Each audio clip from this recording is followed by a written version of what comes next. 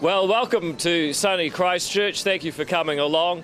I'm here with my Christchurch-based MP, Tony Severin, to announce an aspect of ACT's welfare policy for the 2023 election, and that is the aspect that relates to those who have been on a benefit for a long time and have conditions where they might be able to get treatment or make a different effort or be on a different benefit to get back into work. The ACT Party has always believed that New Zealand should have a social safety net that is universal. There are any number of reasons why a person who's been paying their taxes for a long time can find themselves without income or unable to work. They could lose their job in a tough economy. They may have some sort of physical or mental impairment that prevents them from working and earning a salary to provide for themselves. It's in those circumstances of genuine need through no fault of their own that we believe a person should be able to claim a benefit from New Zealand's welfare system.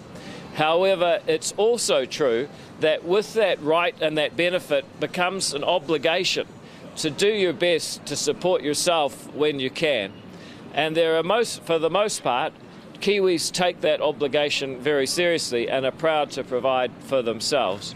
However, it's also true that the job of working out who exactly is in genuine need and who maybe could make a greater effort or could work if they had greater support to get back into the workforce is a piece of work that needs to be constantly done and improved by government. For example, at the present time, there are around 4,000 people who are off work receiving a benefit for the cause of stress. Now, stress is something we'd all like to avoid if we could, but it is treatable. And there are 4,000 people, of those 4,000 people, 70% have been off work due to stress for over 5 years. It raises the question, are such people getting adequate support?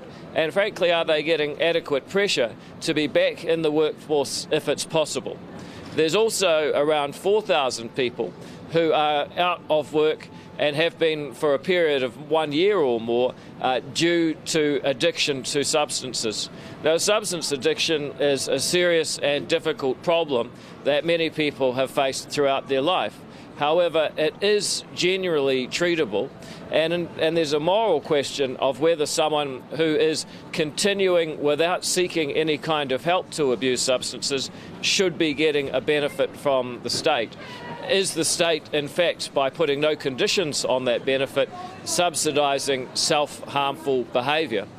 And that's why ACT today is announcing a series of policy changes around how the welfare system differentiates those in genuine need and hardship from those who could work or return to the workforce if they had more obligations and more support. At present, the Ministry of Social Development employs 193 designated doctors and 13 regional health advisors who are supposed to help the Ministry of Social Development or the government differentiate people in genuine need of a benefit from those who are able to work with the right pressure and support. At present, however, there is no concerted effort on behalf of MSD to make sure that people are referred to these doctors, to make sure these advisors are consulted, to ensure that decision making is robust. For example, the designated doctors must make a decision in front of the person who they're deciding whether or not they're able to return to work. What I've found anecdotally from talking to doctors is that they feel enormous pressure while they're already under a very high workload to just say yes. It's easier for them, but it doesn't actually solve the problem for the beneficiary or the taxpayer. One change we would make is to allow that designated doctor to make the decision independently at a different time privately from the person that they're making the decision for. We would also give strong incentives for the Ministry of Social Development to systematically refer and consult in order that these designated doctors are examining patients regularly to check that they are not capable of going to work, particularly if they had more time off. To give you an idea of the impact of this, even 4,000 people on a benefit when they might not need to be is costing the taxpayer $76 million per year. On the other hand, if one doctor could get one person back into work, that would pay for the cost of having sessions with 70 other people. If they could get a 1 in 70 response rate for people actually going into work, then this designated doctor program would pay for itself just from the savings to the taxpayer. These are some of the ideas that we believe New Zealand needs to get through the challenging period ahead. The government is out of money, a lot of employers are out of workers, and wherever we can make an improvement, even if it's a few thousand people at a time, being supported to live better lives in the workforce, paying their own way, being self-reliant, then that is an improvement that has to be made. If it can pay for itself, all the better. But most importantly, it puts in place the values that New Zealanders can and should make a difference in their own lives, that they should not be taxed to subsidise poor lifestyles that are actually bad for the person receiving the benefit. If we can instil these values in a future government, we won't just be better off financially, we'll be better off as a society, because people will be able to build their self-esteem better in a place where you don't get subsidised to stay home feeling hopeless instead of getting the support to get off a benefit and be productive in the workforce again. With that, happy to take any questions about this policy or anything else on this election campaign. Should those in emergency housing be charged 25% of their income as rent? Look, I think actually 25% of your income is a relatively small amount compared to what most people pay. If you take the bottom 20% of households, that's, actually those guys are paying over half their income in rent. So 25% of your income to have a place over your head, that's actually a very good deal compared with what a lot of poorer New Zealanders are paying. And what should happen to emergency housing tenants who don't pay that 25%? Well, unfortunately, we're in a situation where there are tens of thousands of people on waiting lists trying to get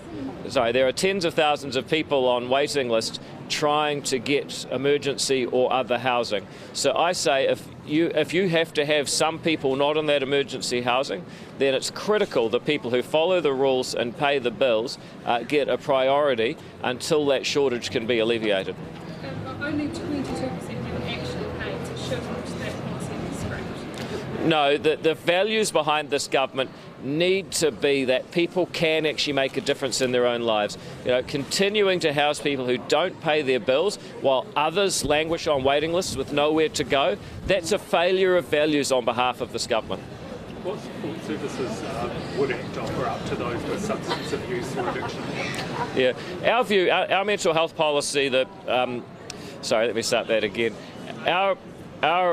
Our mental health policy is to contract out to a wide range of providers. We call that Mental Health Addictions New Zealand, or MHANZ, and we believe that it's better for the government to be there as a commissioner of the services, figuring out what works and commissioning the services that are effective, rather than a political party trying to decide exactly what service should be used. And how long would it take to scale this up in a policy?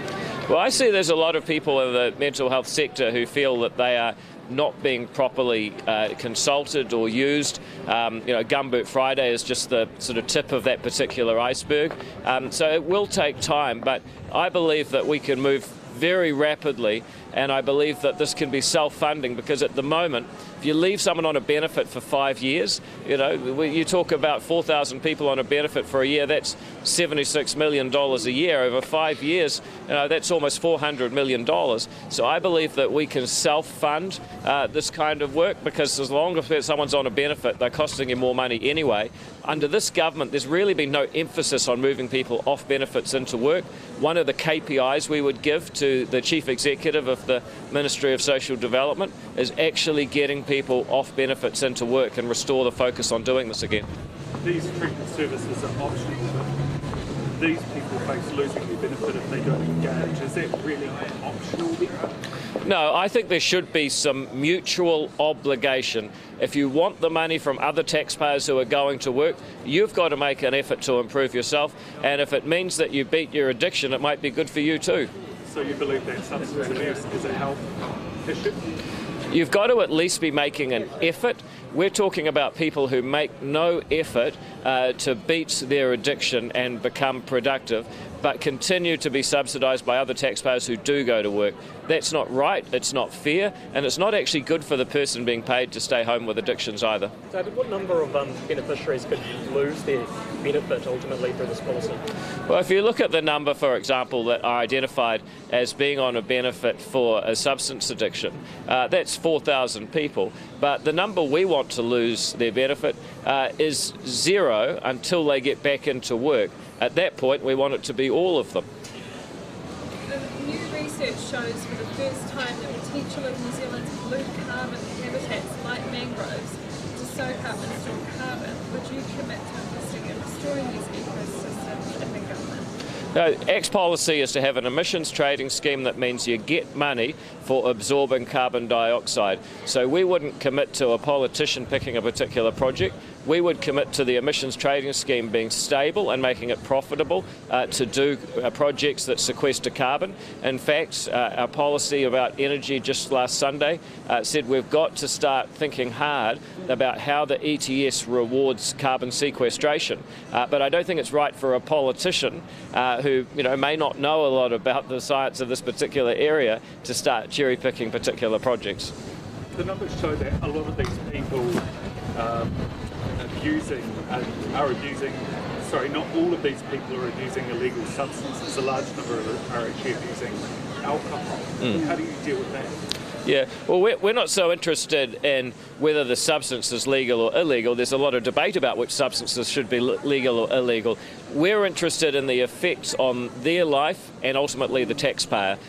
Whether or not they're doing legal or illegal substance abuse, our view is they should get the support to get back to work so they no longer need a benefit. And how many of the 15,000 public servants you plan to cut are at MSD? We haven't done a specific number for MSD. We've focused a lot on the Ministry of Education and MB, but ultimately you've got to be getting results rather than focusing on the number of people. So I just start from the basis that we were getting better results 5-6 years ago with 47,000 people than we are today with 62,000. There could be reductions in just about every department, but if you'd like a specific number for MSD, I can't give you that today, sorry. All right. Well, thank you very much, everyone, for coming along. Thanks to anyone watching live stream, and I hope that everyone has a great day in sunny Christchurch.